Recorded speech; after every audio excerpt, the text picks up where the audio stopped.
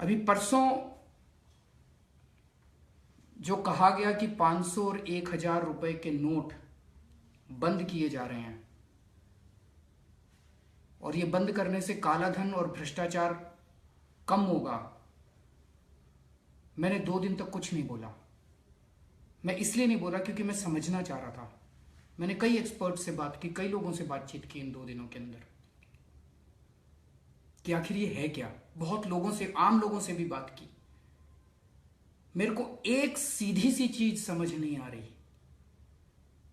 500 और 1000 रुपए के नोट बंद करके 2000 रुपए के नोट लाने से भ्रष्टाचार कैसे कम होगा।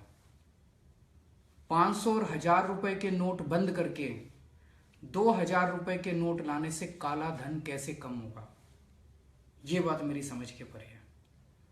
अगर प्रधानमंत्री जी कहते हैं मैं 500 और 1000 रुपए के नोट बंद कर रहा हूं, बस पूरी तरह से मैं साथ देता, हम साथ देते पूरी तरह से उनका। लेकिन 500 और 1000 रुपए के नोट बंद करके 2000 रुपए के नोट ला रहे हैं, कुछ गड़बड़ लग रही है भाई। अगर किसी को 1 लाख रुपए की रिश्वत देनी है, 1000 के 100 नोट ले जाता है। अब अगर उसे 1 लाख रुपए की रिश्वत देनी है तो उसे 100 नहीं 50 ही नोट ले जाने पड़ेंगे। तो आपने भ्रष्टाचार करना आसान कर दिया। ये तो भ्रष्टाचार कम कर रहे हो कि भ्रष्टाचार ज्यादा कर रहे हो। अभी तक मान लो किसी के घर में 100 करोड़ रुपया पड़ा था, 500 के नोट पड़े थे, अब आपने उसको 2 हजार रुपए के नोट दे दिए, तो वो तो उसी में 4 गुना नोट रख लेगा। आप काला धन कम कर रहे हो, उतनी जगह में वो तो 4 गुना नोट रख लेगा। तो आप तो काला धन बढ़ाने को प्रोत्साहित कर रहे हो लोगों को। तो ये समझ नहीं आ रहा मेरे को, तो ये चल क्या रहा है, हो क्या रहा है।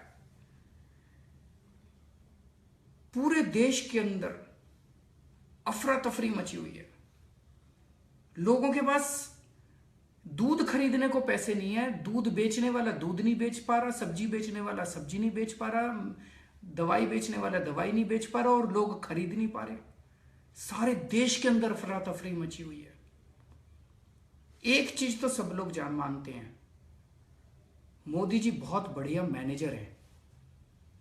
अगर वो चाहें तो कुछ भी चीज को बढ़िया मैनेज करते हैं। इसको उन्होंने मैनेज क्यों नहीं किया ठीक से, इसकी पूरी प्लानिंग करके मैनेज क्यों नहीं किया। मान लो जैसे आज कई लोग मेरे को कह रहे थे जी 20 दिन पहले से बिना बताए, चलो वो बताना नहीं चाहते थे, सारे एटीएम्स के अंदर अगर 100 नोट के नोट डाल देते तो जनता के हाथ में 100 के नोट आ जाते। बहुत सारी प्लानिंग की जा सकती थी, बिना बताए प्लानिंग की जा सकती थी, क्यों नहीं की। तो एक मन में शक ये पैदा हो रहा है कि पूरा जो क्राइसिस है, पूरी जो अफरा तफरी है, मार मची हुई है देश के अंदर, जो लोगों को तकलीफ हो रही है, कहीं ये जानबूझ के तो नहीं की जा रही।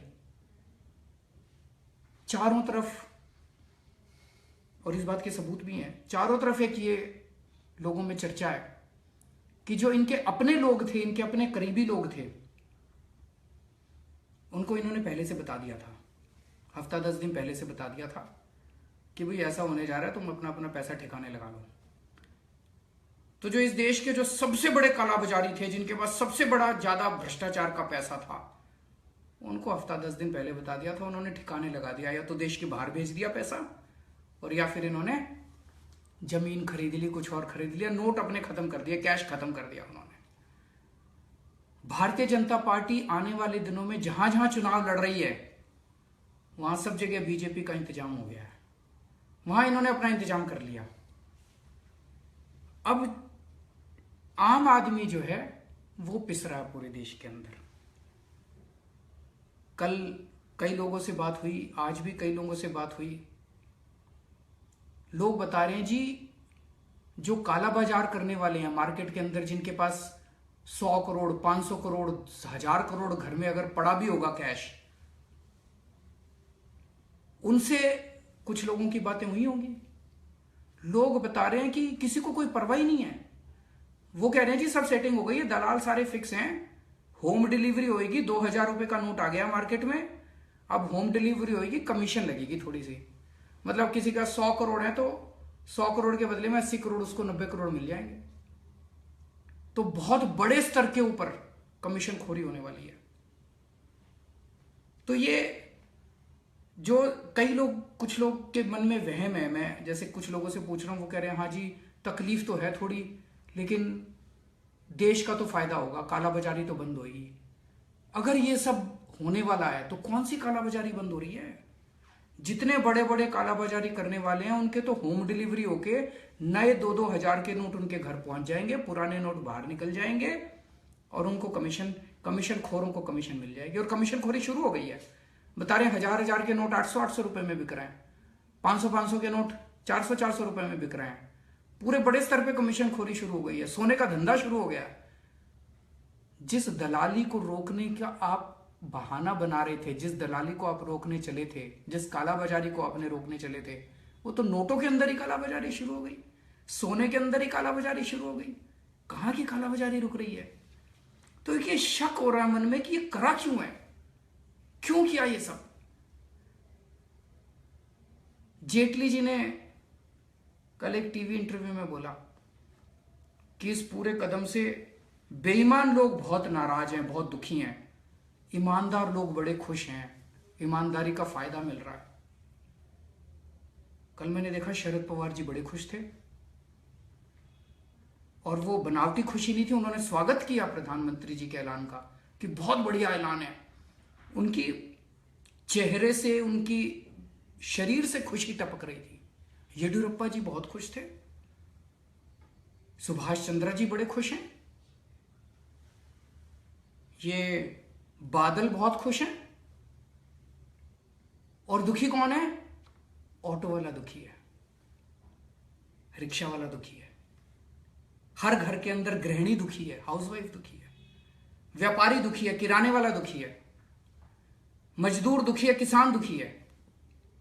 तो कौन बेईमान है? ये सारे बेईमान है। किसान हमारा देश का बेईमान है, हमारा व्यापारी बेईमान है, हमारा किराने वाला बेईमान है, और जो उनके दोस्त हैं वो सारे ईमानदार हैं। जेटली जी ने आज कहा एक टीवी इंटरव्यू में, किसी ने उनसे पूछा शादी ब्याह जिन जिन के घर हो रहे हैं उनके तो रिश्ते टूटने की नौबत आ गई है। टेंट वाला पैसे मांग रहा है, कैश मांग रहा है, क्रॉकरी वाला कैश मांग रहा है। कहां से लाएं पैसे? सबने पैसे इकट्ठे कर निकलवा के 500 1000 के नोट रख रखे थे, सारे बेकार हो गए। कहां से लाएं पैसे? बैंक में जाते हैं 4000 रुपए दे रहे हैं, 4000 रुपए में बेटी की शादी होती है। तो किसी ने आज पूछा उनसे, जेटली जी से, कि क्या करें? तो कह रहे हैं चेक में पेमेंट करो। मैं जेटली जी से पूछना चाहता हूं, अभी उनकी बेटी की शादी हुई थी थोड़े दिन पहले, जेटली जी बताएं उन्होंने क्रॉकरी वाले को कैश में पेमेंट करी थी क्या, या चेक में पेमेंट करी थी? टेंट वाले को चेक में पेमेंट करी थी क्या? जेटली जी कह रहे थे, किसी ने पूछा जी शगुन के पैसे आते हैं उसमें लिफाफे में, बोले चेक में दे दो। मैं जेटली जी से पूछना चाहता हूं, जितने शगुन के पैसे आए थे कितने चेक में आए थे? तुम तो करो कैश में पेमेंट और सारी जनता करे चेक में पेमेंट। ये नहीं चलेगा, ये नहीं चलेगा। देश के अंदर मेहनत से आम आदमी ने पैसे कमाए थे। आज आप फोटो देखो, जो जो लोग लाइन में खड़े हुए हैं, बैंकों के बाहर जो लाइन लगी हुई है, अडानी खड़ा है बैंक के बाहर, अंबानी खड़ा है बैंक के बाहर, अमीर लोग खड़े हैं बैंक के बाहर। कौन खड़ा है बैंक के बाहर? आम आदमी खड़ा है। तो काला पैसा उनके पास है, उनकी सबकी 20% से उनकी जमा पूंजी खत्म हो गई है। 10,000 रुपए लेके मार्केट में जा रहे हैं, 8,000 रुपए मिल रहे हैं उसके। क्या कसूर था इनका? बड़ी मेहनत करके पैसे कमाए थे लोगों ने, आपने एक बारी में उनकी सबकी ऐसी तैसी कर दी। क्या कसूर था उन लोगों का? काला पैसा तो नहीं आया, सारे काला पैसा तो बाहर नहीं आया, वो तो सारे खुश हैं। आम आदमी बेचारा मर गया। प्रधानमंत्री जी ने खुद कहा था, 22 दिसंबर 2013 को प्रधानमंत्री जी का ट्वीट है, जिसमें उन्होंने कहा था 2013 में जब वो प्रधानमंत्री नहीं बने थे, उसमें उन्होंने कहा था देश का बच्चा बच्चा जानता है कि काला धन स्विस बैंकों के अंदर है। देश का बच्चा बच्चा जानता है काला धन कहां है, काला धन स्विस बैंकों के अंदर है। ये मोदी जी ने खुद कहा था।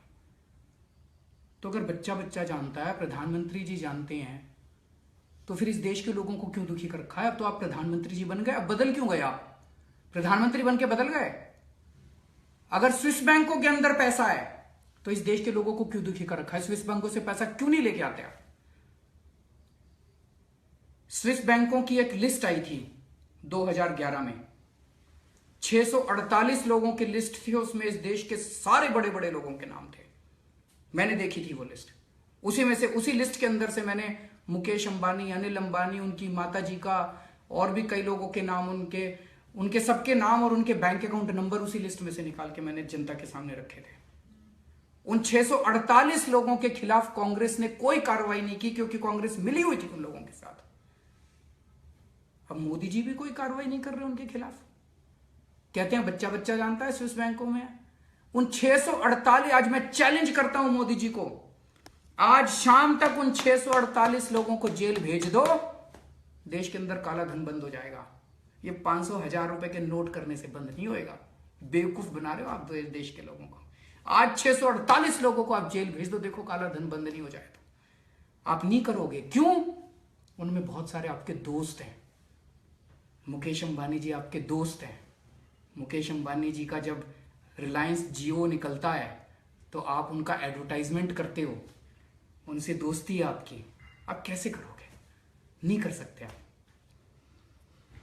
आप कहते हो आपके अफसर टीवी में आके धमकी दे रहे हैं लोगों को, 2.5 लाख रुपए से ज्यादा पैसे जो जमा कराएगा उसके ऊपर टैक्स भी लगेगा और 200% पेनल्टी भी लगेगी।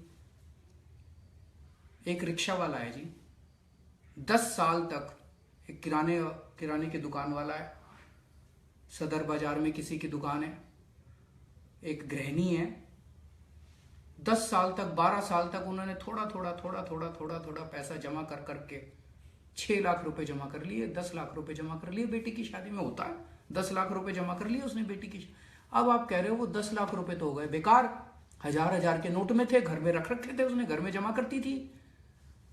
अब वो जाके जब बैंक में जमा कराएगी तो आप उसकी 30% टैक्स लोगे और 200% पेनल्टी, 90% उसका खत्म कर दोगे आप। मोदी जी काला धन तो नहीं लाए आप। ये जितना नाटक चल रहा है, मैं देश के लोगों को बताना चाहता हूं, कुछ लोगों को गलत फहमी ये है कि काला धन बाहर निकलेगा, देश का फायदा होगा। जितने लोगों के पास करोड़ों करोड़ों रुपए में काला धन है, उनकी सबकी सेटिंग हो चुकी है, उनकी होम डिलीवरी होने वाली है, उनकी सबकी। ये जो मरेंगे, ये हम सारे जने मरेंगे। काला धन इनको अपने हमारे घरों में नजर आ रहा है, गृहिणियों के घरों में, गरीबों के घरों में। ये लंबी लंबी लाइन लगी है, इनमें कोई बड़ा आदमी आपको दिखाई दे रहा है? जिन लोगों के घरों की शादियां टूट गई, अभी अभी खबर आई तेलंगाना के अंदर किसी ने आत्महत्या कर ली है। उत्तर प्रदेश में कल एक औरत की मौत हो गई सदमे से, एक बच्चा मर गया कल अस्पताल के अंदर, उसका इलाज नहीं हुआ। भगवान भी आपको माफ नहीं करेगा मोदी जी।